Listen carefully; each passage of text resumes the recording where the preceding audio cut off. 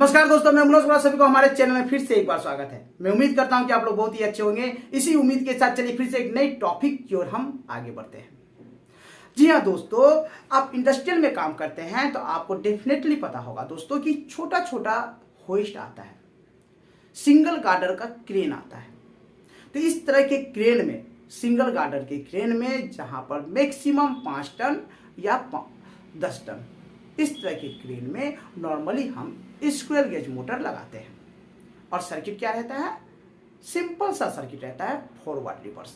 यदि 3 सर्किट है, जैसे होइस्ट हो गया, सीटी हो गया एंड एलटी हो गया, सिंगल गार्डर क्रेन में इससे ज़्यादा सर्किट रहता नहीं है। सिंपली एक छोटा सा होइस्ट होता है, क्रॉस ट्रेबल होता है एंड लॉन्ग ट्रेबल होता है। तो इस तरह के क्रेन में हम सिंपल स्क्वायर गेज मोटर लगाते हैं और इसका सिंपल सा सर्किट रहता है फॉरवर्ड रिवर्स। ठीक है, तो इस तरह के क्रेन में हम नॉर्मली ऑपरेट कैसे करते हैं? आपने देखा होगा दोस्तों कि ऊपर से एक फिक्सेबल तार रहता है, कंट्रोलिंग फिक्सेबल तार रहता है, एक रोप की सहायता से, और उसमें पेंटेड पुश बटन लगा हुआ रहता है, जिसको बोलचाल की भाषा में हम रिमोट पुश बटन के नाम से जानते हैं। ठीक ना, उसका एक्चुअली टेक्निकल नाम है पेंटेड पुश बटन।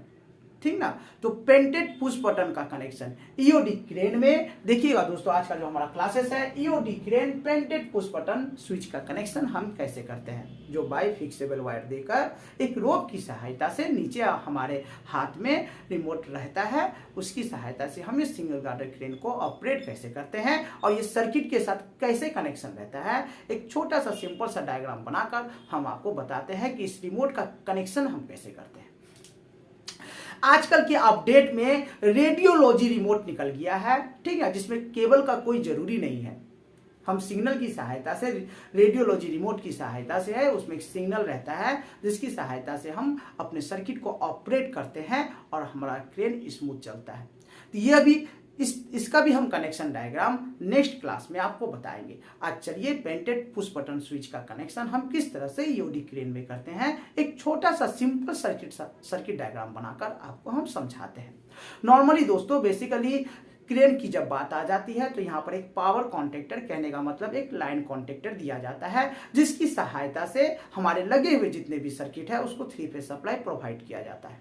ओके, और एक बार मैं बता दूं दोस्तों कि जब सिंगल गार्डर में मैंने कहा कि स्क्वायर गेज मोटर का यूज करते हैं, इसमें स्लिपिंग इंडक्शन मोटर नहीं रहता है, बट यह मोटर का जो ड्यूटी है, मोटर का जो ड्यूटी है वो हाई रहता है। कहने का मतलब S3 या S4 टाइप की जो ड्यूटी मोटर है हमारे इस क्रेन में लगे हुए रहते हैं। ओके, सिंपल, क्लियर हो गया। अब चलिए हम एक छोटा सा डायग्राम बनाते हैं। ठीक है, पेंटेड पुश बटन बनाते हैं सबसे पहले। ठीक ना, पेंटेड पुश बटन देखे होंगे दोस्तों कि इस तरह से आप देखे होंगे। मैं सबसे पहले बना देता हूं। इस तरह से एक प्लास्टिक का, एक मोटा सा प्लास्टिक का कवर के बेस के ऊपर में, ठीक है, बेस के ऊपर में पुश बटन लगा हुआ रहता है। ठीक है, 4 वे का भी आता है, 6 वे का भी आता है, 8 वे का भी आता है, 10 वे का भी आता है। सर्किट के अनुसार आप पेंटेड स्विच का, पेंटेड पुश बटन का आप सिलेक्शन कर सकते हैं। ठीक है, इस तरह से। इसमें क्या रहता है, नॉर्मली जो हमारा NONC एलिमेंट है, जो नॉर्मली पुश बटन में NONC एलिमेंट रहता है, वही एलिमेंट यहाँ पर लगा हुआ रहता है अंदर में। ठीक है, ये हमारा पुश बटन हो गया। चलिए इसको मिटा देते हैं। ये हमारा पुश बटन हो गया। मैं आपको समझाने के लिए कि आपको माइंड में सेटअप हो जाएगा, कि आप देखे होंगे तो आपको फटाक से पकड़ लीजिएगा दोस्तों। ठीक ना, कि इस तरह से ये पुश बटन जो रिमोट, बोलचाल की भाषा में हम क्या कहते हैं, अरे क्रेन को रिमोट से देखो ना, रिमोट में कुछ प्रॉब्लम होगा, बोलते हैं ना, रिमोट खोल के देखो, रिमोट में कुछ प्रॉब्लम होगा, है ना। तो चलिए इसी रिमोट का कनेक्शन हम सर्किट के द्वारा किस तरीके से करते हैं। और आप लोगों को यदि वीडियो अच्छा लग रहा है दोस्तों, मैं आपसे रिक्वेस्ट करता हूं, यदि आप लोग यहाँ तक पहुंच गए हुए हैं तो एक हमारे वीडियो को एक छोटा सा लाइक, और अपने दोस्तों को, नए दोस्तों को जो हमारे चैनल से नहीं जुड़े हुए हैं, उनका आप वीडियो शेयर करें। चलिए क्लास शुरू करते हैं। ओके, सबसे पहले हम तो पुश बटन बनाते हैं, पेंटेड पुश बटन बनाते हैं। ओके, पेंटेड पुश बटन बनाते हैं। नॉर्मली NC रहता है। स्टॉप पुश बटन की जब बात आ जाती है तो क्या करेंगे, NC का ही यूज करेंगे ना। चलिए, ये सब क्या है, NO एलिमेंट है। स्टार्टिंग में NC एलिमेंट मैंने दिया, ये सब NO एलिमेंट है।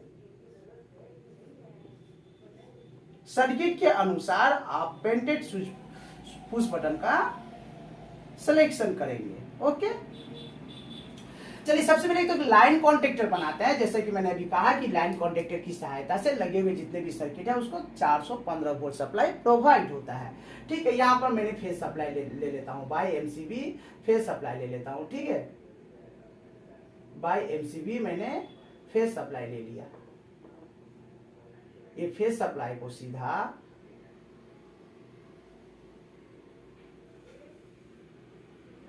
स्टॉप पुश बटन, ये हमारा क्या है, स्टॉप पुश बटन, स्टॉप, ठीक ना, स्टॉप पुश बटन है। यहाँ पर हम इमरजेंसी का भी यूटिलाइज कर सकते हैं। ठीक ना, इमरजेंसी पुश बटन का भी यूटिलाइज कर सकते हैं। इमरजेंसी, और नॉर्मली इमरजेंसी ही दिया जाता है कि कहीं भी आप गए, काम हो गया, खत्म हो गया, ये रिमोट का इमरजेंसी को आप मार दीजिए, करेंट नहीं चलेगा। ठीक है, ये मैंने इनकमिंग सप्लाई, फेज सप्लाई नीचे डाला, एक्चुअली नॉर्मली क्लोज है, आउटपुट पे निकला, यहाँ से एक शॉर्ट लिंक मैंने डाल दिया स्टार्ट पुश बटन में, जो हमारा नॉर्मली ओपन है, एनो है। ठीक है, एनो है, ठीक ना, एनो है मतलब स्टार्ट पुश बटन हो जाएगा। और स्टार्ट पुश बटन के आउटपुट से मैं सप्लाई लिया, और आउटपुट से सप्लाई लेकर मैंने क्या किया, लाइन कॉन्टेक्टर के A1 में डाल दिया, लाइन कॉन्टेक्टर के A1 में डाल दिया। ध्यान से देखिएगा दोस्तों, A1 में डाल दिया। नीचे क्या किया, भाया एमसीबी मैंने न्यूट्रल ले लिया, भाया एमसीबी मैंने न्यूट्रल ले लिया, और न्यूट्रल को डायरेक्ट मैंने A2 में डाल दिया। ये हमारा न्यूट्रल का वायर हो गया पूरा।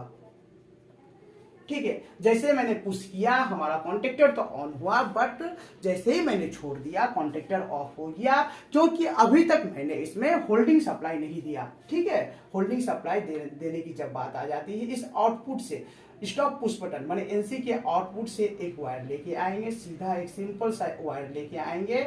इस वायर में ये line contactor L1 line contactor के एनो में डालेंगे, और यहाँ से निकालकर पैरेलल कनेक्शन कर देंगे A1 के साथ। जैसे ही पुश करेंगे कॉन्टेक्टर ऑन होगा, और स्टॉप पुश बटन के आउटपुट से एक वायर में एनो में वायर डाला हुआ है, सिंपल सा जो डॉग स्टार्टर का फंडा है, ये फंडा यहाँ पर अप्लाई करेंगे, कॉन्टेक्टर ऑन हो जाएगा, लाइन कॉन्टेक्टर ऑन हो जाएगा, और हमें लगे हुए जितने भी सर्किट है जिसको 415 वोल्ट सप्लाई मिल जाएगा। फंडा क्लियर। अब दोस्तों यहाँ पर देखना है कि यहाँ पर यदि हमारा 3 सर्किट है, होस्ट हो गया, सीटी हो गया, एलडी हो गया, तो 3 फॉरवर्ड रिवर्स स्टार्टर बनाएंगे। समझे ना, 3 फॉरवर्ड रिवर्स स्टार्टर बनाएंगे। 3 मोटर है तो तीनों मोटर को तो अप एंड डाउन करना है, लेफ्ट एंड राइट करना है, तो फॉरवर्ड रिवर्स स्टार्टर के बिना तो होगा नहीं। तो मैं सिंपली एक सर्किट बनाकर आपको समझाता हूं, है ना, एक सर्किट बनाकर आपको समझाता हूं। जितने भी आपको मानकर चलिए, ये हमारा क्या हो गया, ये हमारा क्या हो गया, अप हो गया, ये हमारा डाउन हो गया। ठीक है, डाउन हो गया।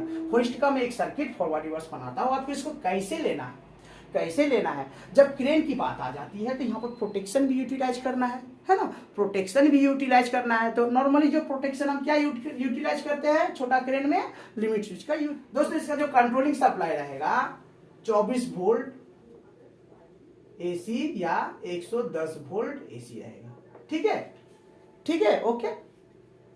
तो ये जो 24 वोल्ट सप्लाई या 110 वोल्ट सप्लाई है, यहाँ पर क्या करेंगे, जब ऑक्सिलरी होस्ट या होस्ट सर्किट में एक सर्किट सिंपल जो फॉरवर्ड रिवर्स का सर्किट है, भाया ओवरलोड, ठीक ना, भाया ओवरलोड लेंगे सप्लाई को, कि मोटर की प्रोटेक्शन की बात है तो ओवरलोड भी लेना है। भाया ओवरलोड लेते हुए, ठीक है, यह दोनों सप्लाई, दोनों एलिमेंट के अप एंड डाउन दोनों एनो एलिमेंट में एक शॉर्ट लिंक के द्वारा सप्लाई मिल जाएगा। ठीक है, एक शॉर्ट लिंक के द्वारा सप्लाई मिल जाएगा। अब इसका आउटपुट से कनेक्शन कैसे निकलेगा, ध्यान से देखिए। सपोज अप करना है, ठीक ना, तो अप करना है तो यहां से मैंने एक एनो एलिमेंट से जो वायर निकला, यहां से एक वायर निकाला, ठीक ना, यहां से एक वायर निकाला। यदि ये अप है तो अप लिमिट स्विच में डाला, अप लिमिट स्विच में डाला। ठीक है, इंटरलॉकिंग भी करना है क्योंकि एट ए टाइम दोनों कॉन्टेक्टर ऑन नहीं करना है, तो down push button down contactor के एनसी में डाला, है ना, रिवर्स फॉरवर्ड, हाँ या फॉरवर्ड लिख देता हूं, एनसी में डाला, और एनसी से लेते हुए